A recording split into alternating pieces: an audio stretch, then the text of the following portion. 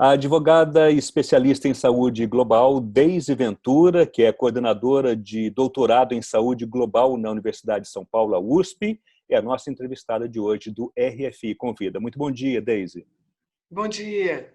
Deise, muito obrigado pela sua participação aqui no nosso programa. Nosso assunto, então, é a gestão da epidemia da Covid-19 no Brasil e, eventualmente, nos países vizinhos também. A gente sabe que o Brasil faz parte dos países que atualmente está no epicentro dessa pandemia global. Já são mais de 1 milhão de casos confirmados, mais de 58 mil mortes também, o que faz do Brasil, então, um dos países mais duramente atingidos pelo novo coronavírus. Primeiramente, Deise Ventura, você que é especialista justamente em saúde global, gostaria que você fizesse uma análise de como está sendo essa gestão dessa crise sanitária no Brasil, Deise.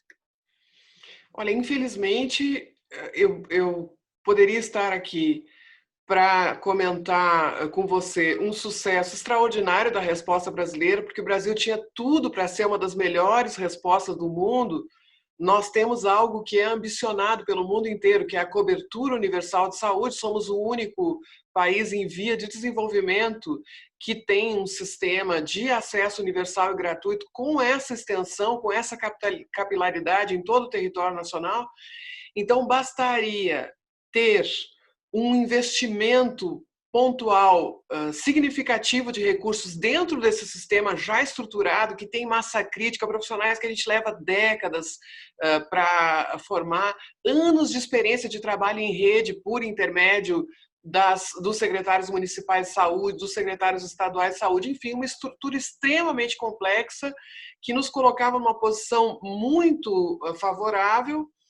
Mas, infelizmente, estou aqui para comentar contigo um imenso fracasso. Para a gente que é da área de saúde, é algo até difícil de assimilar como é possível naturalizar uma catástrofe desse porte.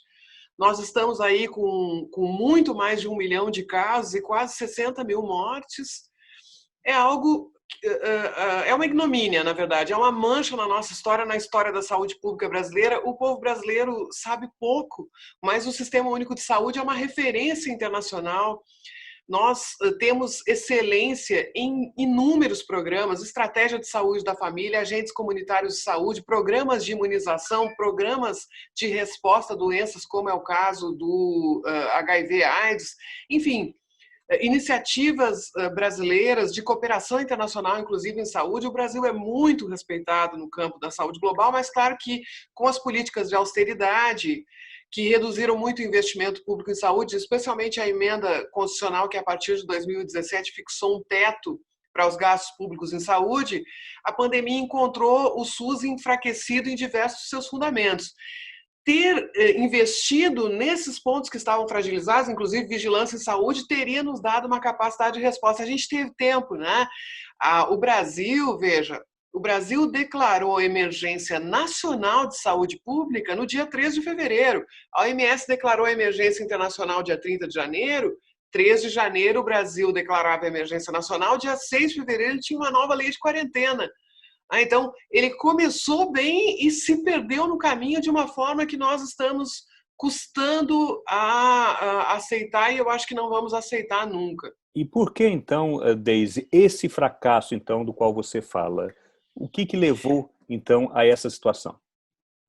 Olha, as razões do fracasso são claríssimas.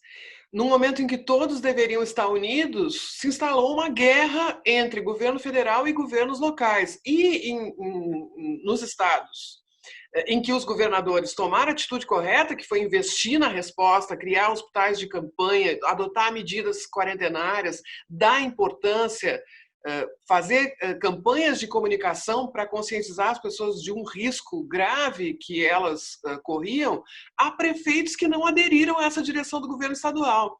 Então, há uma grande confusão entre as esferas federativas. Governadores que, felizmente, não atendem à direção do governo federal, porque se não fosse a resposta de alguns governadores, a situação seria pior ainda no Brasil hoje. Se não fosse alguns governadores do Rio, de São Paulo, do Rio Grande do Sul também, diversos outros, meu Deus, Maranhão, Pará, Ceará, se não fosse esses governadores terem comprado essa briga, a situação seria já catastrófica desde o início. Mas o fato é que alguns prefeitos que são alinhados politicamente com o governo federal resistem a esses governadores. Então, a situação é caótica. E veja, eu não estou interpretando, não é nada subjetivo da minha parte. O presidente da República declarou guerra aos governadores e aos prefeitos que adotaram medidas quarentenárias, quando as medidas quarentenárias, baseadas em evidências científicas, elas foram fundamentais em muitas cidades, em muitos estados. E agora a gente está pagando um preço altíssimo pela abertura precipitada em algumas cidades, em alguns estados, que custam muitas vidas. Então, não há nenhuma dúvida de que as medidas quarentenárias eram necessárias, mas há essa declaração de guerra que desconcerta a todos, principalmente as autoridades sanitárias. Em decorrência dessa guerra, ao desmonte do Ministério da Saúde no Brasil, essa é outra coisa que poucos brasileiros sabem, o Brasil tinha um patrimônio nacional em diversos dos seus ministérios, que estão sendo destruídos. O Ministério das Relações Exteriores é um deles, o Ministério do Meio Ambiente é outro, e, infelizmente, essa destruição chegou à saúde. Hoje, o Ministério da Saúde simplesmente ejetou ou demitiu, ou as pessoas se demitiram, os grandes técnicos de saúde pública que nós tínhamos, que estavam no Ministério, entra governo, sai governo, independente de ideologia, partido político, são técnicos excelentes e que mantinham essa rede, porque, veja, o SUS, o Sistema Único de Saúde, é uma estrutura federativa. Ele é uma coordenação de competências que estados federados, municípios e União compartilham em matéria de saúde. Então, o Ministério da Saúde é essencialmente uma coordenação que provê meios técnicos, formação, que capta recursos, distribui recursos, ajuda em compras, tem iniciativa de programas. Então, é um trabalho no qual se conquista a confiança de municípios e estados. Isso leva muitos anos para fazer e necessita uma competência técnica que é reconhecida mundialmente. Os sanitaristas brasileiros conversam com sanitaristas de qualquer lugar do mundo. Veja, hoje nós temos militares sem nenhum conhecimento da área, pessoas que sequer sabemos quem são na área da saúde pública, que não conhecem o SUS, que não conhecem a realidade brasileira no campo da saúde, que é bastante complexa, que não dominam os mecanismos de financiamento da saúde pública e que estão fazendo um verdadeiro fiasco, é um vexame, muito mais que um vexame, como está custando vidas, sofrimento, recursos públicos, custando a vida de profissionais de saúde que a gente levou décadas para formar. Então é muito mais do que um fiasco, um vexame, é uma catástrofe, é um crime, é uma carnificina que poderia ter sido evitada. Hoje, então, o Ministério da Saúde não coordena, comete erros crassos, não sabe do que está falando, e o resultado desses dois fatores, guerra entre autoridades, desmonte de um pilar essencial da saúde pública brasileira, que é o Ministério da Saúde. Felizmente, o SUS não está desmontado porque os governadores e os prefeitos estão segurando, mas o Ministério desempenhava um papel importante que perde. E aí a gente chega ao terceiro pilar da catástrofe, que é a estratégia de comunicação de risco durante emergências, que é quem entende de saúde pública, quem entende de resposta à epidemia, sabe do que eu estou falando. Quando a gente tem uma doença infecto-contagiosa com potencial de propagação, a gente precisa saber falar com as pessoas. É preciso explicar de forma clara, e é preciso explicar, inclusive, as incertezas científicas que existem sobre uma determinada emergência que está se desenrolando. No caso da Covid-19, uma doença nova, uma doença para a qual não há tratamento específico, só se dá suporte, e que tem essa propagação vertiginosa. Então, a comunicação, ela é crucial. Tanto é que no início das medidas quarentenárias em São Paulo e Rio de Janeiro, houve uma adesão impressionante. As pessoas pensam que a população é ignorante, que a população não tem condições de entender. A população é extremamente inteligente, aprende rápido. E nós tivemos uma excelente adesão, mesmo quando nós tínhamos medidas ainda menos rigorosas. O que veio acontecer depois é que, com essa guerra, com esse desencontro de informações, com a partidarização, a ideologização da resposta à pandemia, as pessoas, de fato, estão muito confusas. Eu diria, falhamos na testagem, falhamos na vigilância, falhamos na proteção social, porque quando a gente adota medidas restritivas, a gente imediatamente tem que dar proteção social, porque tem muita gente que entendeu perfeitamente que precisava ficar em casa, só que não tem como ficar em casa, né?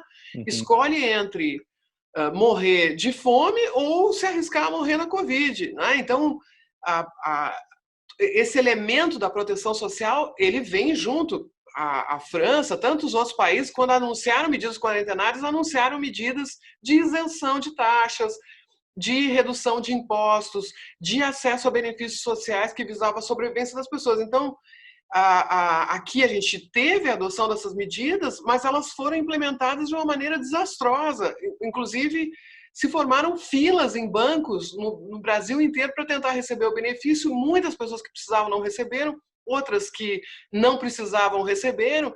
Eu diria que nós falhamos em todos os aspectos de uma resposta à pandemia. Em quem, no caso, Deise Ventura, você colocaria a principal responsabilidade por essa situação?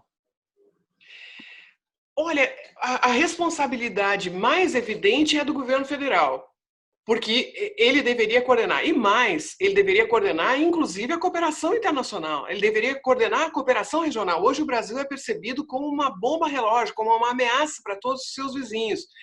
O que é global, a gente responde globalmente. Então, quando chega aqui a doença, o Brasil já tinha que ter deflagrado uma estratégia, né? Muitas vezes foi usada a expressão escudo epidemiológico. Há muitos anos se fala em construir um escudo epidemiológico aqui na América do Sul. O Brasil sediou o Instituto Sul-Americano de Governo e Saúde, que foi, na minha opinião, a mais bem-sucedida, a mais importante iniciativa de integração regional aqui na América do Sul, porque justamente formava quadros, reunia os técnicos para discutir possibilidades de cooperação, promovia determinadas iniciativas. Ele não era algo conhecido do grande público, mas era algo extremamente importante para quem trabalha na área. Então, construiu uma cultura comum de governo em saúde, independente do partido, independente da alternância de poder. O Isaac chegou a discutir muitas vezes isso, a compra conjunta de medicamentos para reduzir os custos, aumentar a capacidade de barganha dos estados.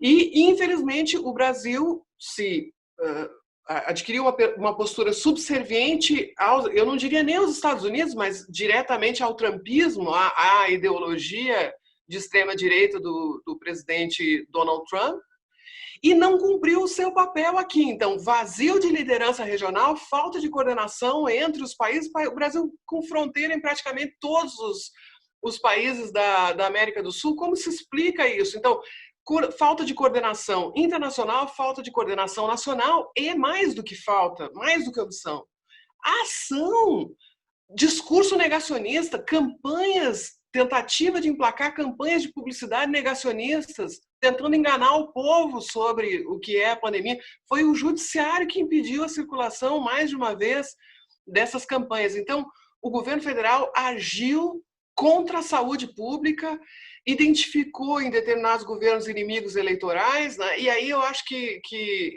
essa responsabilidade ela é ainda maior, porque independente, é perfeitamente compreensível que um presidente da República tenha ambições eleitorais.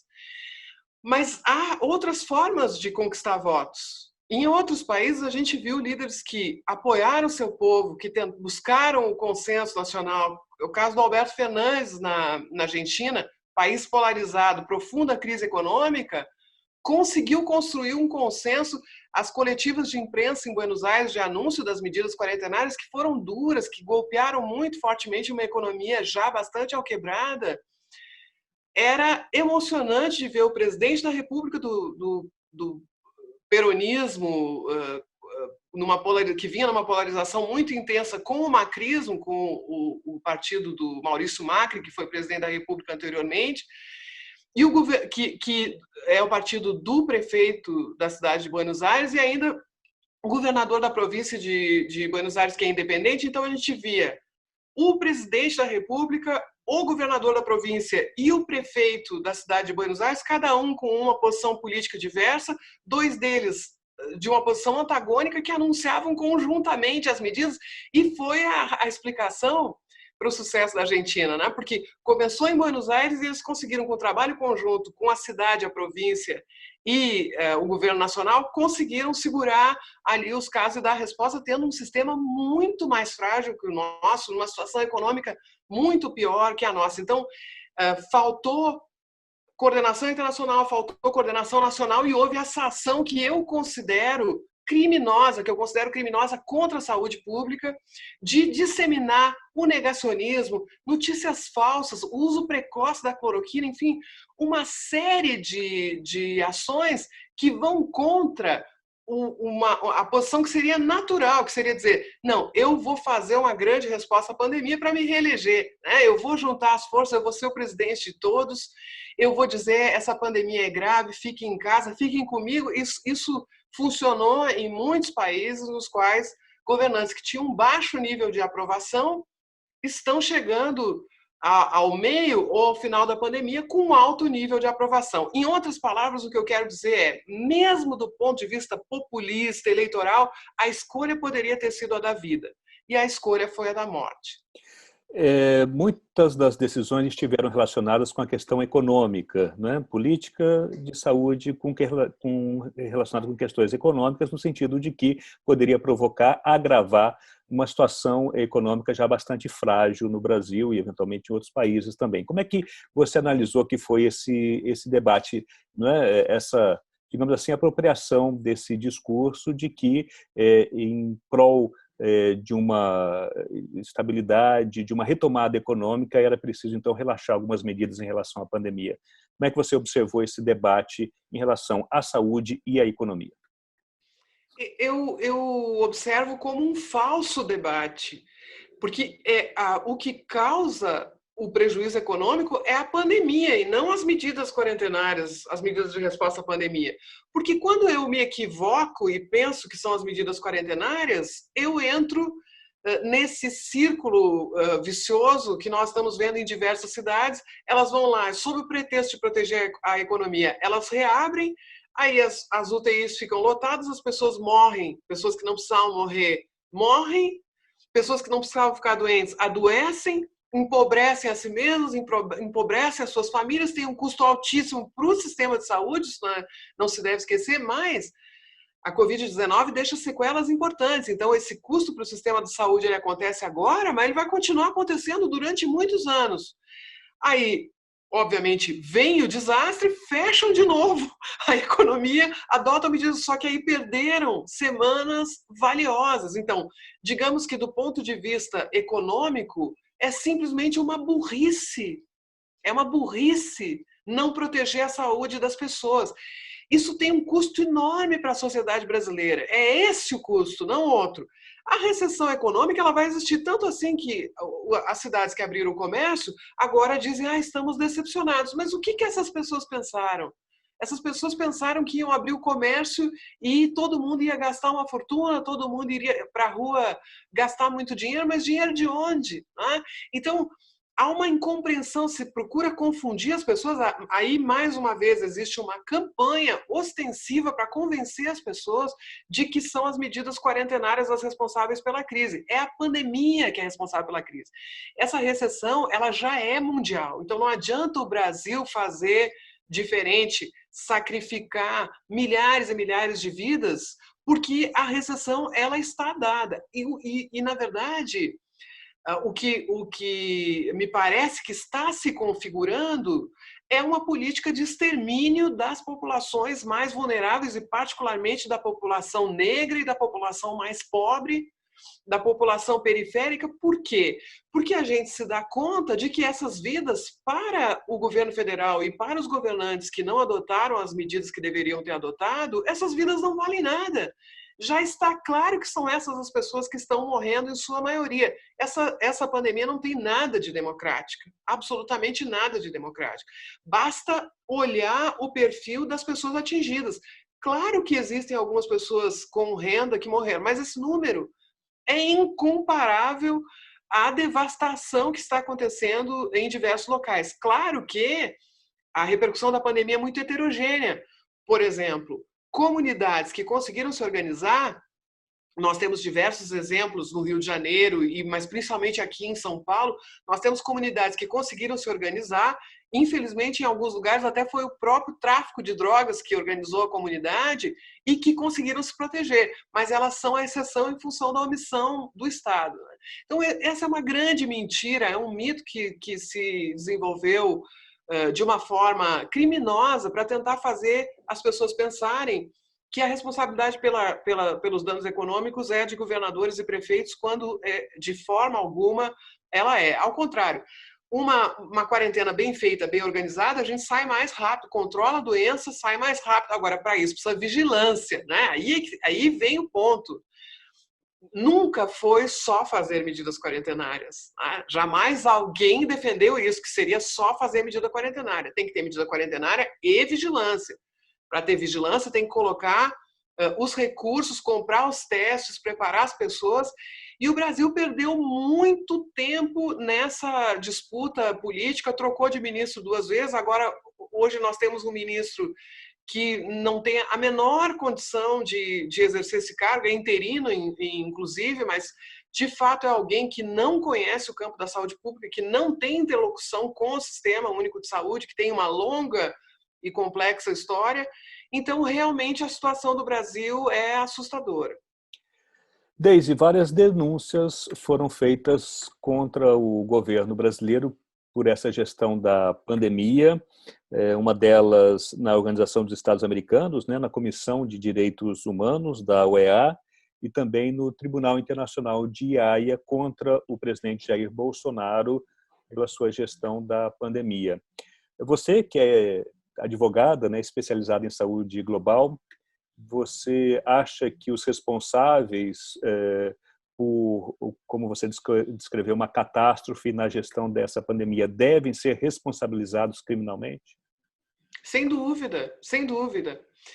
Claro que nós vivemos um momento de enfraquecimento do multilateralismo e que pode dificultar a celeridade e a capacidade de execução de eventuais resultados dessas iniciativas jurídicas que foram promovidas. Mas temos uma grande esperança de que essas pessoas sejam responsabilizadas internacionalmente e nacionalmente também, porque nós temos provas abundantes do que foi feito aqui. Tudo foi feito aqui com vídeos, com normas, inclusive com tentativas de emplacar medidas provisórias, como aquela que tentava nomear os reitores, fazer uma espécie de intervenção nas universidades federais durante a pandemia, que o próprio Senado refutou essa medida, e tantas outras. O Diário Oficial, os documentos do próprio governo fornecem provas abundantes. O Judiciário reuniu provas abundantes também em tantos processos. Veja, nós temos hoje mais de 3.400 processos relacionados à Covid-19 só no Supremo Tribunal Federal. Nós temos, há poucas semanas, o Tribunal de Justiça do Amazonas, por exemplo, divulgou que já tinha tomado mais de 100 decisões judiciais relativas à Covid-19. Se nós somarmos os estados, os municípios, as diferentes jurisdições, nós teremos aí dezenas de milhares de ações judiciais relacionadas à Covid. Então, para o bem e para o mal, né? Porque existem ações que se opõem a medidas quarentenárias e existem ações que impõem o lockdown em determinados locais, né? Então, o Brasil vive, infelizmente, é muito triste dizer isso, é muito pior ainda viver isso e ver as pessoas que estão morrendo, mas o Brasil vive uma situação lamentável, lamentável, de confusão, de conflito. Felizmente, nós temos uma grande parte da imprensa que tem divulgado os dados verdadeiros, que tem denunciado o que está acontecendo, tem dado a voz às vítimas, aos profissionais de saúde. Então, nós temos uma ampla documentação do que está acontecendo. Existem algumas instituições que estão funcionando, e eu espero que essa responsabilização se dê no plano interno e no plano internacional igualmente. Ok. Muito obrigado, então, Deise Ventura, advogada e especialista em saúde global e também coordenadora do doutorado em saúde global da USP, pela entrevista à Rádio França Internacional. Eu que agradeço.